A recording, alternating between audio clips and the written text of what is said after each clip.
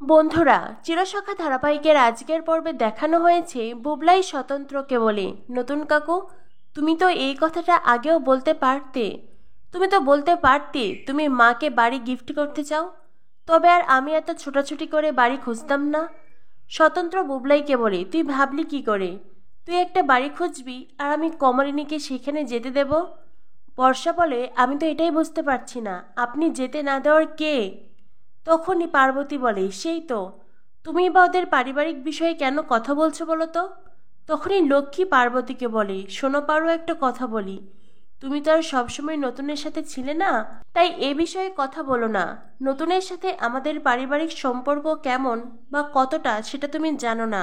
স্বতন্ত্র বুবলাইকে বলে, কমলিনীর শরীর খারাপ, সে কটা দিন বাপের বাড়িতে থাকতে চাইছে, ওখানেই থাকুক, আর এদিকে আমিও আমার কাজগুলো মিটিয়ে নেই। লক্ষ্মী তখন স্বতন্ত্রকে বলে, হ্যাঁ রে নতুন, তুই সত্যিই বৌমাকে বাড়ি উপহার দিবি?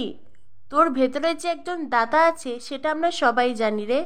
তবে তো ভালোই হবে রে নতুন, আমরা সবাই একসাথে সেই বাড়িতে থাকবো। কি বলতো, বয়স হয়েছে তো, এই বয়সে সকলের কাছ থেকে আলাদা ছড়িয়ে ছিটে থাকা, এইটা ঠিক নিতে পারবো না রে। স্বতন্ত্র বলে, মাসি, তোমাকে তো বলেছি তুমি চাইলে এ বাড়িতেও থাকতে পারো, তুমি আমার বন্ধুর মা, তোমায় আমি মাসি বলে ডেকেছি।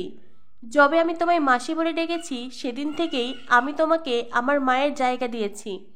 হ্যাঁ, এটা ঠিক, আমার সোকল্ড বন্ধু হয়তো তোমার প্রতি কোনো দায়িত্ব কর্তব্য পালন করেনি, কিন্তু সেদিন থেকে আমার দায়িত্ব আরও বেড়ে গেছে মাসি।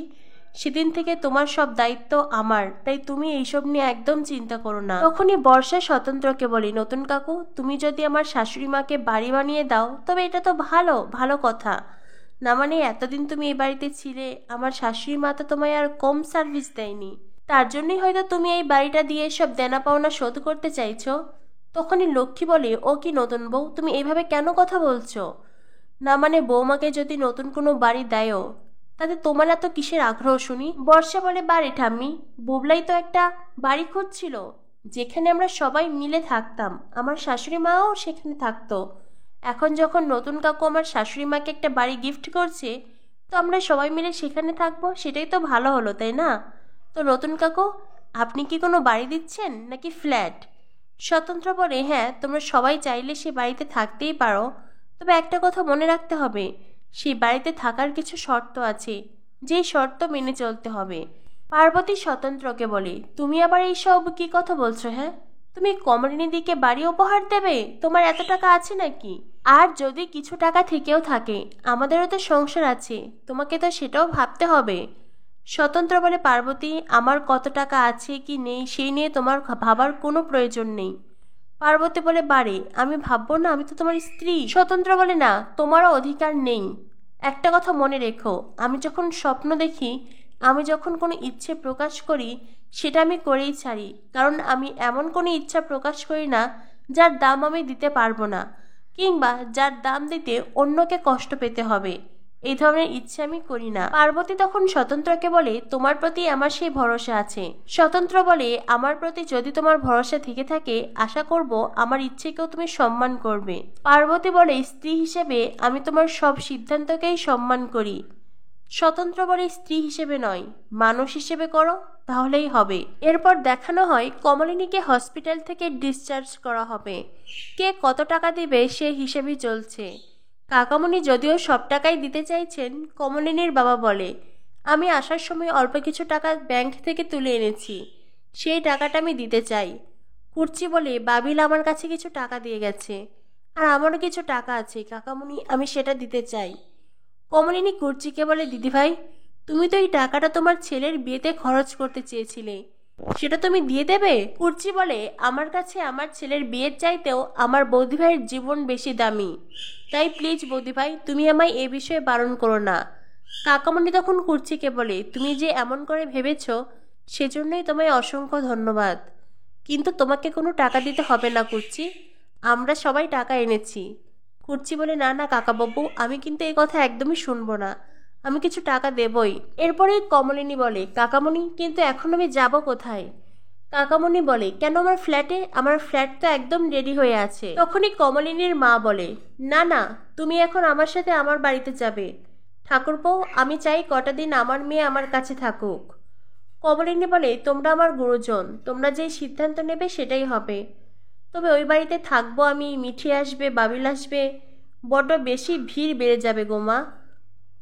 কমলিনীর মা বলে, আমি তো জানি তুই এই কথাটা কেন বলছিস, বৌমার জন্য বলছিস তাই তো? প্রসূন বলে, না না, ওর কথা ধরার তো কোনো প্রয়োজন নেই।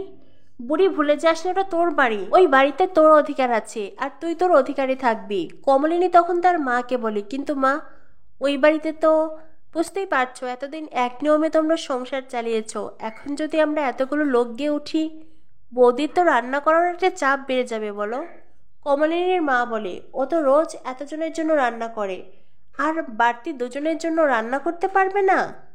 আর তাছাড়াও তুই মিঠি তোরা আমার ঘরে থাকবি, আর বাবিল আর তোর বাবা না হয় ড্রয়িং রুমে থাকবে।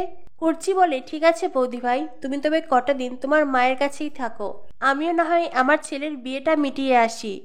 কমলিনী বলে, ঠিক আছে দিদি ভাই। তখনই কমলিনীর কাকামণি বলে, আচ্ছা নতুন কোথায়? প্রসন্ন বলে, ওই তো নতুনদা রিসেপশনিস্টের সাথে কি যেন বলছে। একটা কথা বলে দিচ্ছি কাকামণি, নতুনদা যদি বুড়ির সব বিল পে করতে চায় সেটা কিন্তু আমরা অ্যালাউ করব না, কোনোভাবেই নয়।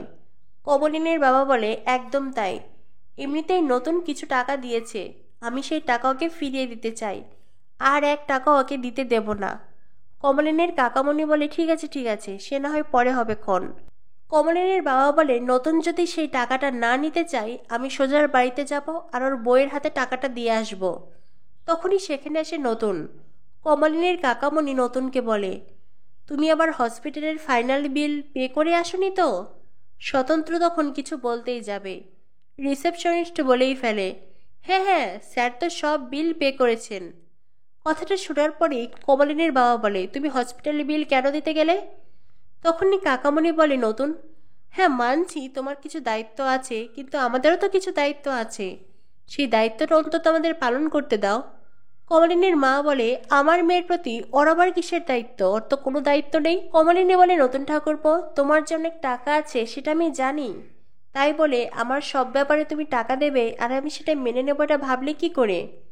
কমলিনীর কাকামণি বলে, স্বতন্ত্র, হ্যাঁ তুমি হয়তো টাকাটা এখন দিয়েছ, কিন্তু আমিও কিছু টাকা দিতে চাই, দাদা তো বলছিলেন প্রয়োজন পড়লে তোমার স্ত্রীর হাতে দিয়ে আসবে। তখনই স্বতন্ত্র বলে, ঠিক আছে তবে তাই হবে, আপনারা না হয় আমার বউয়ের হাতেই টাকাটা দিয়ে আসবেন। কথাটা শুনলেই কমলিনীর খুব খারাপ লাগে। কমলিনী মনে মনে বলে, কি বললি নতুন ঠাকুরপো, তোমার বউ? কত সহজেই কথাটা বলে ফেললে, যদিও আমি এটাই চেয়েছিলাম তুমি বিয়ে করো, সুখী হও, কিন্তু তবুও কেন জানি না গো, আমার বুকের ভেতরে দুমড়ে মুচড়ে যাচ্ছে। এই তো কদিন আগেও তুমি পার্বতীকে মেনে নিতেই পারছিলে না, আর এখন দেখো কত সহজে এই বউ বললে। একসাথে থেকে হয়তো তুমি একটু একটু করে বদলে গেছো নতুন ঠাকুরপো, মানুষ বুঝি এভাবেই পাল্টে যায়। স্বতন্ত্র তখন কমলিনীকে বলে, কমলিনী কি হয়েছে, কি ভাবছো? কমলিনী বলে, কিছু না। স্বতন্ত্র বলে, দেখুন আমি একটা বিয়ে করেছি, অথচ আমার কলিগ আত্মীয় স্বজন কেউই সেটা জানে না, তাই ভাবছি ধুমধাম করে বৌভাতের আয়োজন করব, সবার সাথে আমার স্ত্রীর পরিচয় করিয়ে দেব। কথাটা শুনে কমলিনীর কুর্চির আরও বেশি খারাপ লাগে। তখনই কমলিনীর বাবা বলে, তো তোমার যা খুশি করো, এসব আমাদের কেন বলছো? স্বতন্ত্র বলে, বারে, আমার এইসব কাজে তো কমলিনীকে চাই। তখনই কমলিনীর মা বলে, না না, আমার মেয়ে কোথাও যেতে পারবে না। কমলিনীর বাবা বলে, আমার মেয়ে শারীরিকভাবে এখনো সুস্থ নয়, তা ও তোমার কোন বিয়ের কোনো কাজে হাত দিতে পারবে না, তুমি ওকে মাফ করো। কমলিনীর বাবা বলে, আমার মেয়ে এখনো অসুস্থ, ও বিয়ের কোনো কাজে হাত দিতে পারবে না, তাই তুমি ওকে ক্ষমা করো। তখনই কমলিনী বলে, না না, আমি একদিন নতুন ঠাকুরপোকে কথা দিয়েছিলাম, সে যদি বিয়ে করে আমি নিজে হাতে সব দায়িত্ব কর্তব্য পালন করব। কথা যখন দিয়েছি আমাকে তো আমার দায়িত্ব কর্তব্য পালন করতেই হবে। তখনই কমলিনীর বাবা বলে, কিন্তু কমলিনী বলে, কোনো কিন্তু নয় বাবা, আমি যাব, তুমি কোনো চিন্তা করো না নতুন ঠাকুরপো, আমি তোমার বিয়ের সব দায়িত্ব পালন করব। তখনই কুর্চি বলে, তবে আমি না হয় আরও 2 দিন বেশিই থাকবো, বৌভাতের অনুষ্ঠানে আসতে পারবো কিনা আমি জানি না।